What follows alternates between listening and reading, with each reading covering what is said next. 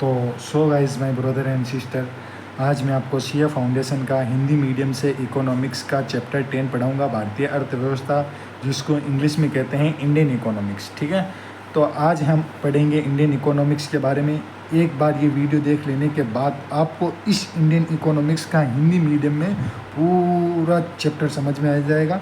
इसमें जो लैंग्वेज है, स्टडी मटेरियल में जो बहुत डिफरेंट तरीके से है, और आज मैं आपको बताऊंगा बहुत पूरा एकदम समझ में आ जाए ऐसी लैंग्वेज से पढ़ाऊंगा। ठीक है, सबसे पहले हम पढ़ेंगे भारतीय अर्थव्यवस्था की स्थिति, यानी कि इंडियन इकोनॉमिक्स की कैसी स्थिति थी, स्टेटस क्या था। ठीक है, कैसी थी इंडियन इकोनॉमिक्स। ठीक है, स्वतंत्रता पूर्व काल यानी कि आज़ादी से पहले, यानी 1850 से लेकर 1947 तक।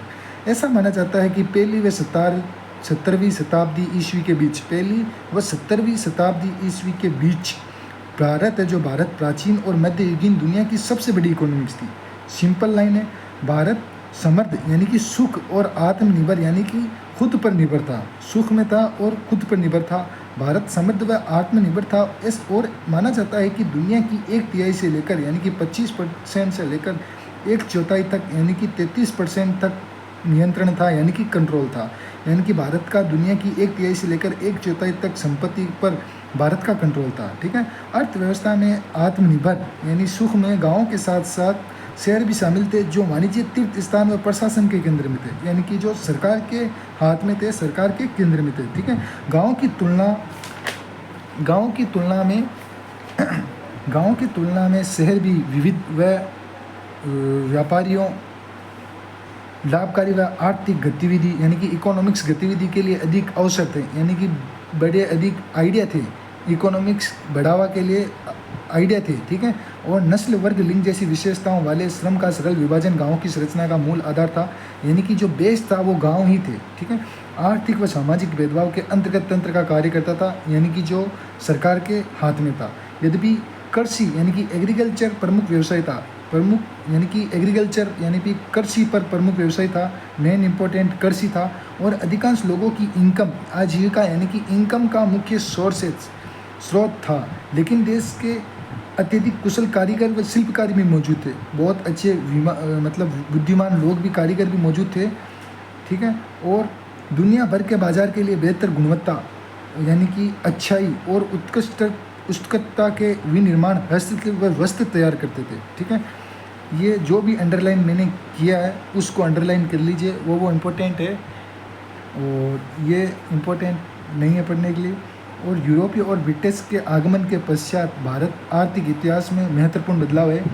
जो ब्रिटिश सरकार थी वो जो भारत में आई थी, इन्होंने ही भारत का जो बिगाड़ा किया है, उन्होंने उनके आने के पश्चात भारत में क्या महत्वपूर्ण बदलाव है उसके बारे में पढ़ेंगे। सबसे पहले ब्रिटिश शासन काल को 2 उपकालों में विभाजन किया गया है। ब्रिटिश जो काल है वो आया था जो भारत में, तो उसको 2 उपकालों में विभाजन किया गया है। सबसे पहले 17वीं शताब्दी 1757 से लेकर 1858 तक ईस्ट इंडिया कंपनी का शासन, यानी कि जो बिजनेस करने भारत आए ब्रिटिश कंपनी है, जो बड़े बड़े बिजनेस वो भारत आए। कब आए?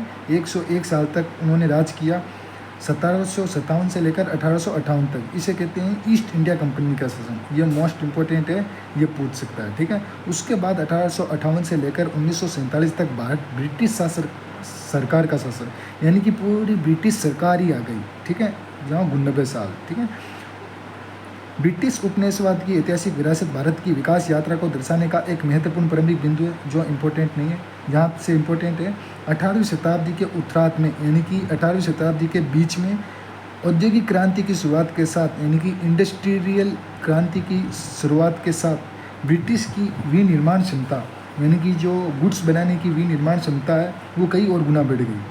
ठीक है, और परिणाम जो कच्चे माल के सप्लाई यानी कि आपूर्ति, यानी कि सप्लाई बढ़ाने के साथ साथ निर्मित माल, यानी कि फाइनल गुड्स, निर्मित जो बने बनाए होते हैं उसे कहते हैं निर्मित माल हेतु बाजार तलाशने की आवश्यकता पैदा हुई।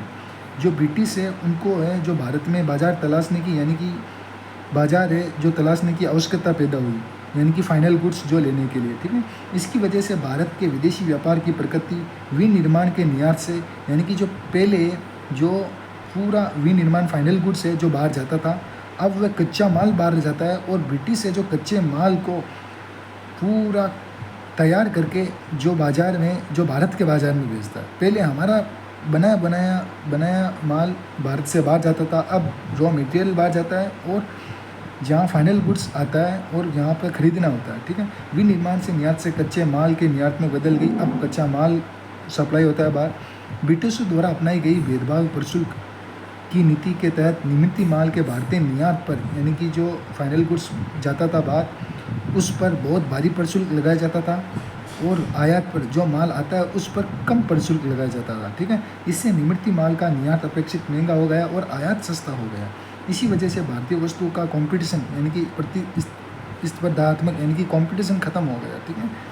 स्वदेशी प्रोडक्टों की बाहरी व घरेलू मांग में तेज़ी से गिरावट आई, यानी कि जो भारत में बनाए किसान द्वारा बनाए गए थे माल, उनके घरेलू यानी कि खुद के माल की तेज़ी से गिरावट आई, उसको लेना कोई पसंद नहीं करता था, जिसके परिणाम स्वरूप भारतीय हस्तशिल्प व विनिर्माण इंडस्ट्री नष्ट हो गई। उसी के कारण ही भारत का जो बिजनेस है वो नष्ट हो गया। ब्रिटिश हितों की पूर्ति हेतु शत्रुतापूर्ण शाही नीतियाँ, यानी कि जो भी पॉलिसियाँ ब्रिटिशों द्वारा अपनाई गई थी, मशीनरी निर्मित माल वस्तु कंपटीशन के कारण भारतीय विनिर्माण इंडस्ट्री नष्ट होने से भारतीय विनिर्माण क्षेत्र पर दूरगामी प्रतिकूल परिणाम हुए। यहाँ तक इम्पोर्टेंट है, ठीक है। यानी कि जो बाहर ब्रिटिशों द्वारा मशीनों से बनाया गया माल भारत आता था, उसी के कारण है जो भारत के जो लोग हैं वही माल पसंद किया करते थे, इसलिए भारत का माल कोई पसंद, भारतीय द्वारा भी नहीं पसंद किए जाने से भी बिजनेस ख़त्म हो गया। लंबे समय से स्थापित प्रोडक्शन संरचना को, यानी कि उत्पादन यानी कि प्रोडक्शन संरचना को हुए नुकसान के दूरगामी आर्थिक व सामाजिक परिणाम हुए, क्योंकि इसके पारंपरिक ग्रामीण अर्थव्यवस्था के आंतरिक संतुलन को बिगाड़ दिया, जो एग्रीकल्चर यानी कि कृषि व हस्तशिल्प व समाज से पूर्ण संयोजन पर आधारित था, ठीक है। मतलब है जो अब रॉ मटेरियल है जो यहाँ पर भारत का बाहर भेजना था और फाइनल गुड्स बाहर से मंगवाया जाता था, तो इसी के कारण है जो आर्थिक संतुलन को बिगाड़ दिया था इंडिया के, भारत के आर्थिक संतुलन को बिगाड़ दिया गया था जो एग्रीकल्चर पर था। तो इसके प्रभाव ये 6 कारण थे। इसी के कारण ही भारत की इकोनॉमिक्स से जो बहुत नुकसान हुआ इकोनॉमिक्स को। सबसे बड़े पैमाने पर बेरोजगारी, बहुत ज़्यादा बेरोजगारी व रोजगार के वैकल्पिक स्रोतों की कमी की वजह से, यानी कि काम नहीं था लोगों का, काम कम होने की वजह से लोगों की आजीविका यानी कि इनकम के लिए एग्रीकल्चर पर निर्भर, यानी कि कृषि पर निर्भर रहने के लिए मजबूर हो गए। यानी कि बहुत बड़े पैमाने पर बेरोजगारी होने के कारण लोग हैं जो एग्रीकल्चर अपनी इनकम कमाने के लिए एग्रीकल्चर यानी कि कृषि पर निर्भर रहने के लिए मजबूर हो गए।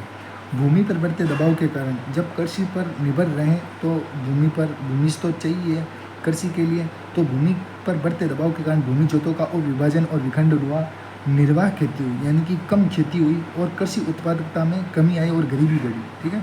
ब्रिटिश सस्ते निर्मित मशीन निर्मित सामानों का आयात हेतु आयातित सामानों को भारतीय द्वारा पसंद किए जाने की वजह से घरेलू इंडस्ट्री यानी कि उद्योगों यानी कि इंडस्ट्री के लिए अपना अस्तित्व बचाना अधिक कठिन हो गया।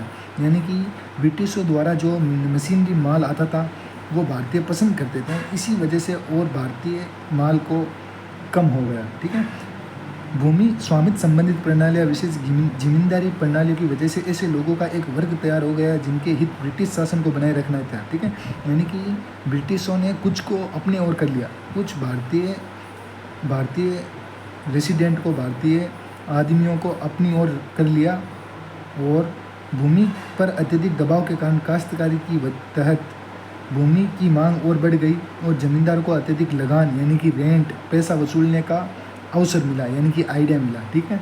अनुपस्थित जमींदारों कृषि को यानी कि किसानों पर उच्च लोन और साहूकार की संख्या में बढ़ाव के कारण, यानी कि गरीबों की संख्या में बढ़ावा और उत्पादकता बढ़ाने के उपाय कम ध्यान देने के कारण भारतीय कृषि का पतन हो गया, यानी कि कृषि एग्रीकल्चर समाप्त हो गई, ठीक है। उसके बाद 1850 से पहले भारत में फैक्ट्री आधारित प्रोडक्शन नहीं था, यानी कि जो मशीनरी निर्मित माल प्रोडक्शन करने वाला मशीनरी फैक्ट्रियाँ नहीं थी, हाथों से ही बनाया जाता था माल। औपनिवेशिक भारत में मॉडर्न यानी कि आधुनिक यानी कि मॉडर्न इंडस्ट्रियल आधुनिक औद्योगिक यानी कि मॉडर्न इंडस्ट्री यानी कि मशीनरी निर्मित इंडस्ट्री उद्यमों का विकास 19वीं सदी के मध्य हुआ, यानी कि 19वीं सदी के बीच में। 19वीं सदी के बीच में कपास कटाई का व्यवसाय लगातार बढ़ता गया और अंतर्राष्ट्रीय यानी कि इंटरनेशनल उच्च कंपटीशन हासिल की, ठीक है। और 1930 के दशक में कपास मिल इंडस्ट्री, ये मोस्ट इम्पोर्टेंट है, 1930 यानी कि 1930 के दशक में भारत में कपास मिल इंडस्ट्री 9 मिलियन स्पिंडल्स थे। ये संख्या हाईलाइट कर लेना, मोस्ट इम्पोर्टेंट है। जिससे पिंडल्स की संख्या के मामले में यानी कि जो चरखा आता है, चरखा में उसके, ठीक है, जो कपास बनाया जाता है उसके मामले में, जिसे पिंडल्स की संख्या के मामले में भारत विश्व यानी कि दुनिया के 5वें स्थान पर था। बस इसको पढ़ लेना, बार बार पढ़ोगे दिमाग में आएगा, जो आपके एग्ज़ाम में क्वेश्चन आएगा वो अपने आप दिमाग मैचिंग कर लेगा, ठीक है।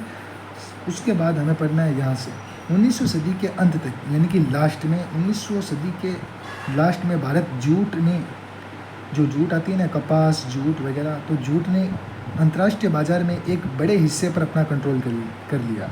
19वीं सदी के अंत में प्रोडक्शन यानी कि उत्पादन यानी कि प्रोडक्शन में खपत होने वाले यानी कि बनाने, खपत यानी कि प्रोडक्शन है, जो प्रोडक्शन करने वाले यानी कि प्रोडक्शन होने वाले, उत्पादन होने वाले कच्चे जूट की मात्रा के मामले में भारतीय जूट मिल उद्योग यानी कि इंडस्ट्री दुनिया में सबसे बड़ा, लार्जेस्ट था, ठीक है। इसके अलावा इसी सदी के दौरान, ये मोस्ट इम्पोर्टेंट है, शराब बनाना, कागजी मिलिंग, चमड़ा बनाना यानी कि चमड़ा निर्माण, माचिस, चावल मिलिंग उद्योग भी विकसित हुए यानी कि इंडस्ट्री भी विकसित हुए।